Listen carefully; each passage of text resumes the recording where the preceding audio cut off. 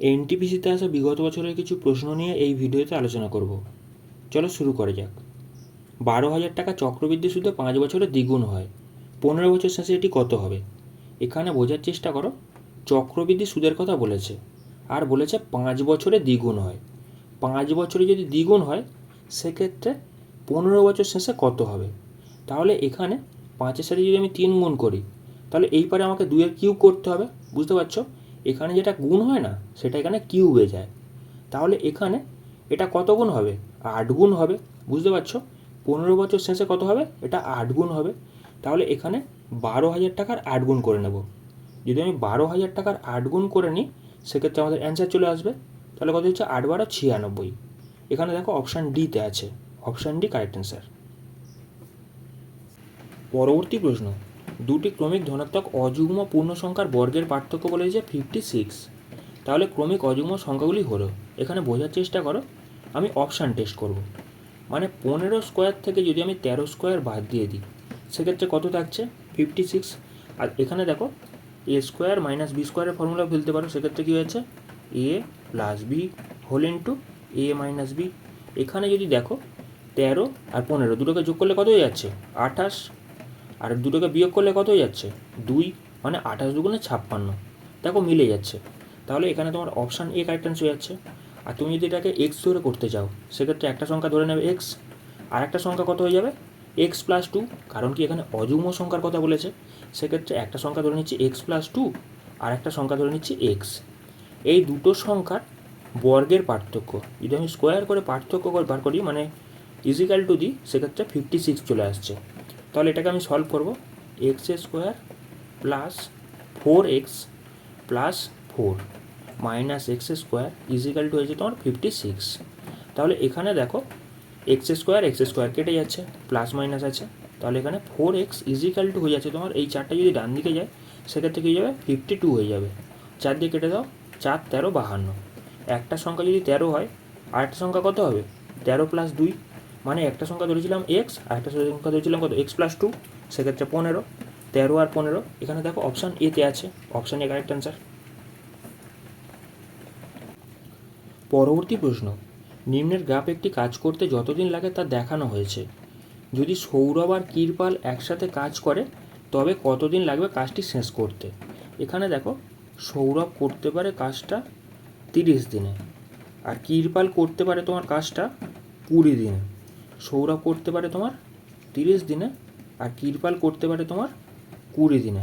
তাহলে কাজটা কতদিনে শেষ হবে? এটা করার দুটো প্রসেস দেখাবো। 1 নম্বর প্রসেস কী হয়ে যাচ্ছে? প্রথম কাজ, এদের দুজনের এলসিএম নিয়ে নেবে, লসাগু নিয়ে নেবে। সেক্ষেত্রে টোটাল 60টা গাছ লাগানোর কথা।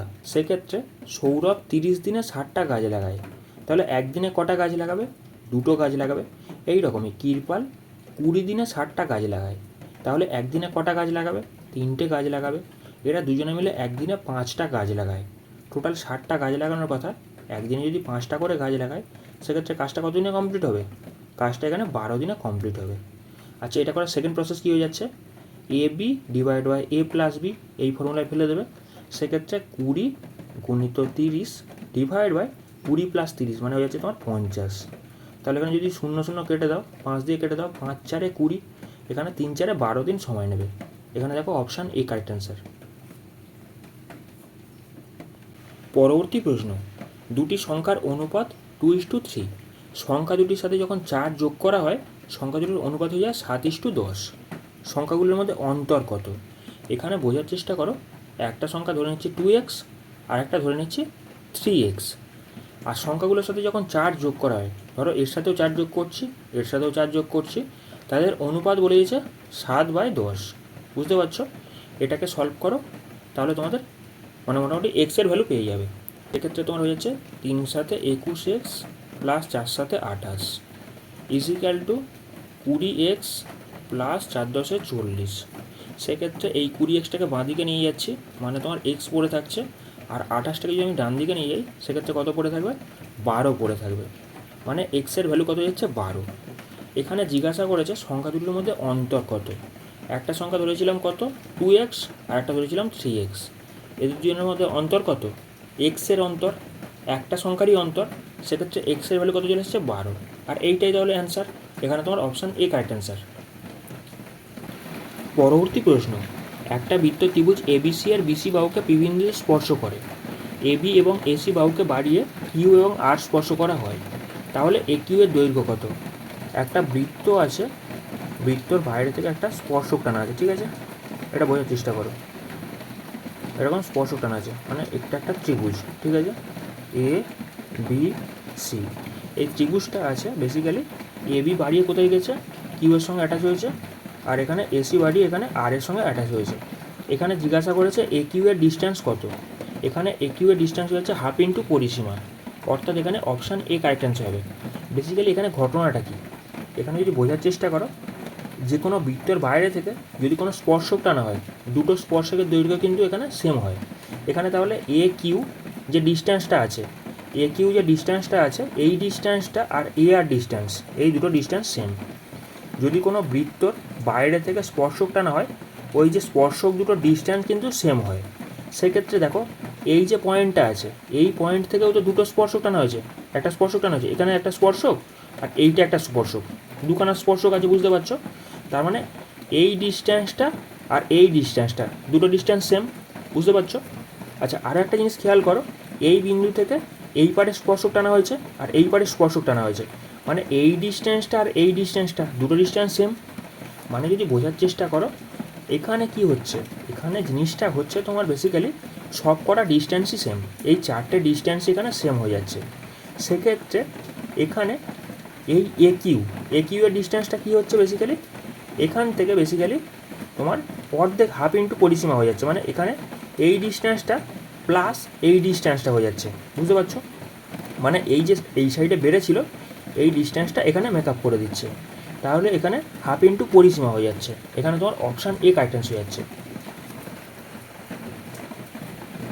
পরবর্তী প্রশ্ন, প্রথম 5টি যৌগিক সংখ্যার গড় এবং প্রথম 5টি মৌলিক সংখ্যার গড়ের মধ্যে অন্তর হলো। এখানে বোঝার চেষ্টা করো যৌগিক সংখ্যা কোনগুলো, 4, 6, 8, 9, 10, এই প্রথম 5টা যৌগিক সংখ্যা। যদি আমি সবকটাকে যোগ করি সেক্ষেত্রে কত হয়ে যাচ্ছে, এখানে দেখো 6 4 10, 10 আর এখানে 18, 18 9 27, 37, 37 ডিভাইড বাই 5, গড়ের কথা বলেছে যার কারণে এখানে 5 দিয়ে ভাগ করে দিলাম। তাহলে মৌলিক সংখ্যাগুলো কী কী হয়ে যাচ্ছে, প্রথমে 2 হয়ে যাচ্ছে, প্রথমে 3 হয়ে যাচ্ছে, তারপর এখানে 5, 7, তারপর এখানে হয়ে যাচ্ছে 11, এই কটা হয়ে যাচ্ছে তোমার মৌলিক সংখ্যা। তাহলে যোগ করো, 5 5 10, 10 আর 7 17, আর 17 আর এখানে 11 হয়ে যাচ্ছে কত তোমার 28, আর এখানে 5 দিয়ে ভাগ করে দিচ্ছি। সেক্ষেত্রে এই দুটোর অন্তর কত, তাহলে এখানে 5 লসাগু হয়ে যাচ্ছে, 37 থেকে যদি 28 বাদ দাও পড়ে থাকছে তোমার 9, বুঝতে পারছো? তাহলে এখানে কত হচ্ছে, 5 একে 5, আচ্ছা পয়েন্ট চলে আসছে, একটা শূন্য আসছে, 4 0, 5 আসছে 40, 1.8, এটা দেখো অপশান এতে আছে, অপশান এ কারেক্ট অ্যান্সার। পরবর্তী প্রশ্ন, একটা গাড়ির দাম প্রতি বছর 20% হ্রাস পায়, 2 বছর পর গাড়ির দাম হবে এত টাকা, গাড়ির প্রকৃত দাম হলো। এখানে 20% মানে কত, 1/5, মানে এখানে আগে যদি 5 টাকা দাম থাকে, পরে সেটা দাম হয়েছে 4 টাকা। এটা বেসিক্যালি 2 বছর চলেছে, মানে দুবার চলেছে, সেক্ষেত্রে 5 থেকে হয়েছে তোমার 4। এখানে দেখো 5 5 25, আর এখানে 4 4 16, এখানে পরের দামটা বলে দিয়েছে, মানে এখানে 16-র ভ্যালু বলে দিয়েছে কত, 4 8, এখানে 1 2 3 4, চারটে শূন্য আছে, 16-র ভ্যালু বলে দিয়েছে, আর তোমাকে জিজ্ঞাসা করেছে 25-এর ভ্যালু কত। সেক্ষেত্রে দেখো 3 16 48, আর চারটে শূন্য চলে আসছে, তাহলে এখানে গুণ করলে কত হচ্ছে, 3 25 75, আর চারখানা শূন্য চলে আসছে। সেক্ষেত্রে দেখো, সেক্ষেত্রে তোমার 7.5 লাখ টাকা কারেক্ট অ্যান্সার হয়ে যাচ্ছে, অপশান সি। পরবর্তী প্রশ্ন, স্কুলে বালক বালিকার অনুপাত বলেছে 5:7, সেশনে 8 জন বালককে ভর্তি করা হয়। আচ্ছা, বালক বালিকার নতুন অনুপাত বলে দিয়েছে 1:1, শুরুতে বালক বালিকার অন্তর কত ছিল। এখানে বোঝার চেষ্টা করো, আমি ধরে নিচ্ছি প্রথমে বালক ছিল 5x আর বালিকা ছিল 7x, পরে 8 জন বালককে ভর্তি করা হয়েছে, তার মানে এখানে 8 যোগ করে দিচ্ছি, আর এদের অনুপাত বলে দিচ্ছে 1:1, তাই তো? এখান থেকে এক্সের ভ্যালু বার করো, তারপর দেখছি। আচ্ছা, বেসিক্যালি এখানে যদি আমি সলভ করি, 5x + 8 = হয়ে যাচ্ছে তোমার 7x, তাহলে এটাকে যদি আমি ডান দিকে পাঠাই সেক্ষেত্রে 2x হয়ে যাচ্ছে, 2x = হয়ে যাচ্ছে তোমার 8, আর এখানে যদি কাটো 2 দিয়ে কেটে যাচ্ছে, 4 দুগুণে 8। এক্সের ভ্যালু হয়েছে তোমার কত, 4। এখানে বলেছে শুরুতে বালক বালিকার অন্তর কত ছিল। প্রথমে ধরেছিলাম বালক কত, 5x, আর বালিকা ধরেছিলাম কত, 7x। তাহলে এদের দুজনের অন্তর কত, 2x। 2xের অন্তর, তাহলে এখানে আমাকে 2xের ভ্যালু বার করতে হবে। 2x কত হয়ে যাচ্ছে, এখানে 4-এর সাথে 2 গুণ করে দাও, মানে হয়ে যাচ্ছে তোমার 8। এখানে তোমার প্রথমে এদের অন্তর ছিল 8 জন। এখানে দেখো অপশান ডিতে আছে, অপশান ডি কারেক্ট অ্যান্সার। পরবর্তী প্রশ্ন, 23-এর ন্যূনতম গুণিতক যাকে এত এত এত দ্বারা ভাগ করা হলে যথাক্রমে এত এত এত ভাগশেষ পাওয়া যায়। তাহলে সংখ্যাটা কত। এখানে দেখো 18 - 7 হয়ে যাচ্ছে তোমার কত, 11। দেখো 21 - 10, সেক্ষেত্রে কত হয়ে যাচ্ছে, এখানেও 11। তাহলে দেখো 24 - 13, সব জায়গায় বিয়োগ করে দেখতে পাচ্ছি এখানে 11 পাচ্ছি। তাহলে কী করতে হবে, আমাকে এই কটাকে এলসিএম করতে হবে, মানে লসাগু করতে হচ্ছে। 18, 21, 24, যদি লসাগু করি সেক্ষেত্রে 3 কমন আসছে সব জায়গা থেকে। তাহলে এখানে কত হয়ে যাচ্ছে, 3 × 18, 3 × 7 21, আর 3 আসছে 24। তারপর তুমি 2 কমন নাও, সেক্ষেত্রে 3 দুগুণে 6, 4 দুগুণে 8, এখানে 7 লেগে যাচ্ছে। তাহলে কত হচ্ছে, 3 দুগুণে 6, আর 6 3 18, 18, আর এখানে 4 7 28, 18, আর ওই সাইডে 28। এই দুটোকে গুণ করলে কত হচ্ছে, 18 144-এর 4, হাতে থাকলে তোমার 14। আচ্ছা 18 দুগুণে 36, আর 4 14 কত যাচ্ছে, 50, মানে এখানে 504 হয়ে যাচ্ছে। ঠিক আছে, এই 504 লসাগু আছে বেসিক্যালি, এটাকে আমাকে কার কাছে নিয়ে যেতে হবে, অ্যাপ্রক্স এই অপশানগুলোর কাছাকাছি নিয়ে যেতে হবে। মানে দেখো সব কটা জায়গায় 3000-এর কাছাকাছি আছে।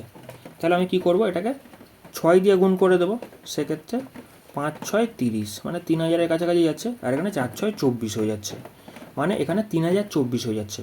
3024 থেকে যদি আমি 11 বাদ দিই, সেক্ষেত্রে আমাদের অ্যান্সার চলে আসবে। তাহলে এখানে দেখো 3013, অপশান বি কারেক্ট অ্যান্সার হয়ে যাচ্ছে। পরবর্তী প্রশ্ন, একটা সমীকরণ দিয়েছে, এই সমীকরণে একটা বীজ 5-এর 2, সমীকরণে অন্য বীজ আর এম এর মান যথাক্রমে। এখানে এই 5-এর 2 একটা মান, তো এই মানটাকে বেসিক্যালি এক্সের জায়গায় পুট করো এই সমীকরণে। সেক্ষেত্রে 2 গুণিত এক্স স্কোয়ার, মানে 5 5 25 ডিভাইড বাই 4, মাইনাস 8 গুণিত 5-এর 2 minus M equal to 0। Just এখানে 5-এর 2টা এক্সের জায়গায় পুট করেছি, সেক্ষেত্রে এইটা এসছে। এখান থেকে আমি এম এর মান পেয়ে যাব। যদি কাটাকাটি করি, সেক্ষেত্রে 2 দিয়ে যাচ্ছে, 2 দুগুণে 4, 2 দিয়ে কাটলে 4 দুগুণে 8, সেক্ষেত্রে 2 তোমার লসাগু হয়ে যাচ্ছে। 25 এই পারে, আর এই পারে হয়ে যাচ্ছে 4 5 20, 20 দুগুণে কত হচ্ছে 40, মাইনাস 40 ইজিক্যাল টু হয়ে যাচ্ছে তোমার, এমটাকে যদি ডান দিকে পাঠিয়ে দাও, সেক্ষেত্রে এম প্লাসে চলে আসছে, মানে এখানে -15/2 ইজিক্যাল টু এম। এর মানটা কত হয়ে যাচ্ছে, -15/2। বুঝতে পারছো, এইটা হতে পারে। আচ্ছা, তারপরে দেখো এখানে বলেছে অন্য বীজটা কত। বেসিক্যালি একটা সমীকরণ ছিল, ax² plus bx plus C equal to 0। এই সমীকরণের ক্ষেত্রে দুটো বীজদ্বয়ের গুণফল বেসিক্যালি কী হয়, আলফা গুণিত বিটা। যদি দুটো বীজদ্বয় হয়, সেক্ষেত্রে এখানে c/a হয়। জাস্ট এটা কম্পেয়ার করো, এই সমীকরণের এই জিনিসটার সাথে এই জিনিসটাকে জাস্ট কম্পেয়ার করো। সেক্ষেত্রে একটা বীজ কত বলে দেওয়া আছে, একটা বীজ তোমার বলে দেওয়া আছে 5-এর 2, একটা বীজ বলে দিয়েছে 5-এর 2, অন্য বীজটাকে আমি বিটা ধরে নিচ্ছি। আর এখানে বলে দিয়েছে c/a, সি মানে কত, বেসিক্যালি এম এর মানটাই তো সি। এখানে সমীকরণটা হয়ে যাচ্ছে তোমার 2x² মাইনাস 8x প্লাস, এখানে হয়ে যাচ্ছে কত, 15/2। বুঝতে পারছো, এখানে সিটা হয়ে যাচ্ছে 15/2, জাস্ট এখানে পুট করো 15/2। আর এখানে বলে দেওয়া আছে কি এ, c/a, এ কত, এখানে 2, বুঝতে পারছো 2, 2 এখানে পুট করে দিচ্ছি তলায়। যদি কাটাকাটি করি, এই তলার 2 এই তলার 2 কেটে যাচ্ছে, 5 দিয়ে কাটলে 5 3 15, মানে বিটা হয়ে যাচ্ছে তোমার কত, 3-এর 2। এটা কোথায় আছে দেখো, অপশান বিতে আছে, অপশান বি কারেক্ট অ্যান্সার।